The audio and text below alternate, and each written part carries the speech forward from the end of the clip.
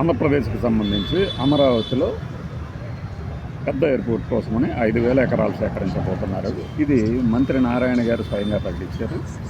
అట్లానే smart cities కోసమని కొంత, డేటా సెంటర్ల కోసమని కొంత, స్పోర్ట్స్ సిటీ కోసమని కొంత అని చెప్పారు. ఆ లెక్కంతా చూస్తే మొత్తం 24,000 ఎకరాల లోపే ఉంటుంది. అయినా కూడా ఏంటంటే 48,000 ఎకరాలు సేకరించబోతున్నాము అని చెప్పడం, సరే వాళ్ళు సేకరించాలనుకుంటే ఎంతైనా సేకరిస్తారు, రైతులు కూడా ఇచ్చేస్తారు కాబట్టి వాటి గురించి ఎవరికి అభ్యంతరం ఉండాల్సిన అవసరం లేదు.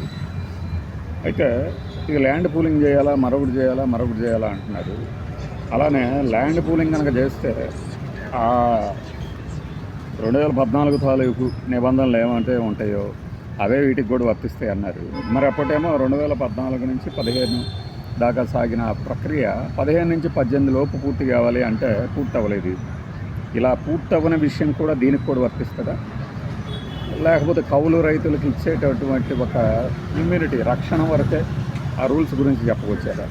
వాళ్ళందరికీ ఎలా తీర్చబోతున్నారు? దీని గురించి ఏదైనా ప్రజలకి ఒక సావకాశంగా వివరణ ఇస్తే బాగుంటుంది. అంతేగాని భారీ ఎత్తున మేము తీసుకుంటాం, ఇలా వస్తుంది, ఇలా చేయటం వల్లనే మనకి జిఎస్టీ కానీ మరొకటి కానీ వస్తుంది అన్నారు. నాకు అర్థం కాల జిఎస్టీ ఏంటి, ఏం సర్వీస్ అందించారని దాని మీద గ్రాస్ రూట్స్ అదే సర్వీస్ ట్యాక్స్ వేస్తారు.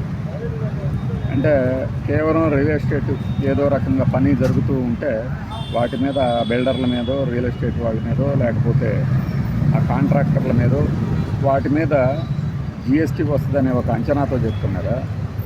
లేకపోతే నిజంగానే సంస్థలు వచ్చేసి పెట్టుబడులు పెట్టి వ్యాపారాలు చేస్తుంటే వచ్చే వ్యాపారం ఆదాయం రెవెన్యూ మీద జిఎస్టీ వస్తుందని ఎక్స్పెక్ట్ చేస్తున్నారా? అది అర్థం కావాలి కదా.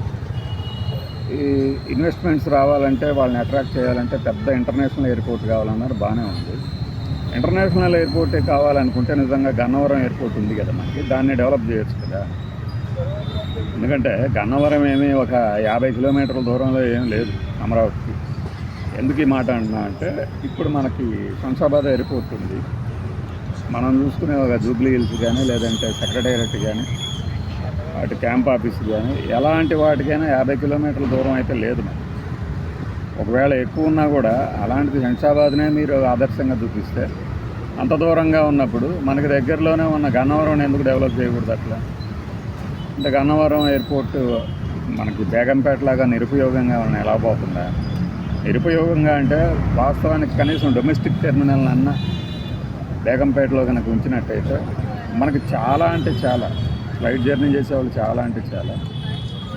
చాలా మటుకు ఉపయోగకరంగా ఉండేది. ఇప్పుడు పోయి డొమెస్టిక్ ఫ్లైట్లు కూడా ఇంటర్నేషనల్ ఎయిర్పోర్ట్ నుంచే బయలుదేరుతుంటే మన ఛార్జీలే తడిసిమోప్పుడైతే ఇక్కడి నుంచి టైము టేకింగ్ ఒకటి.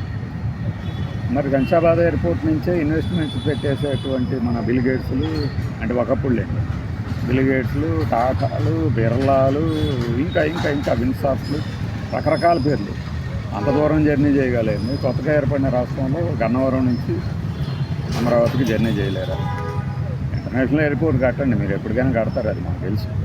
భోగాపురం ఎయిర్పోర్టే ఉంది కదా, జిఎంఆర్ గారు వచ్చేసి తండ్రి గారి హయాంలో ప్రారంభమైంది, కొడుకు గారి హయాంలోనే మళ్ళీ చేస్తున్నాము, ఆయన చేతుల మీద కానీ ఓపెన్ చేస్తే చూడాలనేది నా ఇదని ఎప్పుడు జగన్మోహన్ రెడ్డి గారు ఉన్నప్పుడు అన్నాడు కదా జిఎంఆర్. అది సరే, ఇప్పుడు వీళ్ళ హయాంకి మారింది, వీళ్ళు పెద్ద డెడ్ లైన్ పెట్టారన్నారు. అలాగే అది ఇప్పుడు కావాలని ఏనా డెడ్ లైన్ పెడితేనే అవుతుంది అనుకునేట్టు హంగామా అయితే జరిగింది కదా. మరి రాజమండ్రి ఎయిర్పోర్ట్లు కానీ భోగాపురం ఎయిర్పోర్ట్లు కానీ వీటి ఆధునీకరణ పరిస్థితి ఏంటి? అవి అలా ఉండగానే మన అమరావతిలో పెద్దది కట్టాలి, ఫైన్. కానీ ఈ ఇన్ని వేల ఎకరాలు అంటే చూస్తూ ఉండగానే 1,00,000 ఎకరాలకి దగ్గర పడ్డట్టుంది కదా. అలాంటప్పుడు అమరావతిలో మీరు చెప్పబోయేటటువంటి ప్రాజెక్టులకి డెడ్ లైన్ ఏది నిర్దిష్టంగా ప్రకటించండి. ఈ బిల్డింగ్ ఈ టైంకి పూర్తవుతుందని చెప్పండి, ఎవరు నమ్మకం కలుగుతుంది. కనీసం మన ఇంటర్నల్ మీటింగ్స్లోనే చెప్పుకోవాలి కదా, వీళ్ళు బయటకు వచ్చి మాట్లాడాలంటే. ఊరికే ఎంతసేపు జగన్మోహన్ రెడ్డి విధ్వంసం చేశాడు, నేను పట్టాలు తప్పింది, దాని పట్టాల మీదకి ఎక్కించా, ఆ తర్వాత గాడిలో పెట్టా, ఆ తర్వాత రైలు ఇంజన్కి బొగ్గు లేదు, ఫ్యూయల్ లేదు, ఎలక్ట్రిసిటీ కూడా తెప్పించాం మేమే, ఈ రైలుని ఇప్పుడు పరుగులు పెట్టిస్తున్నామని ఏళ్ళకేళ్ళు గడిపే టైం కన్నా కూడా ఇదిగో పోలవరం ఈ టైము. పోలవరం అనేది ఎప్పుడు పూర్తవుద్దో మాకైతే ఒక అంచనా ఉంది.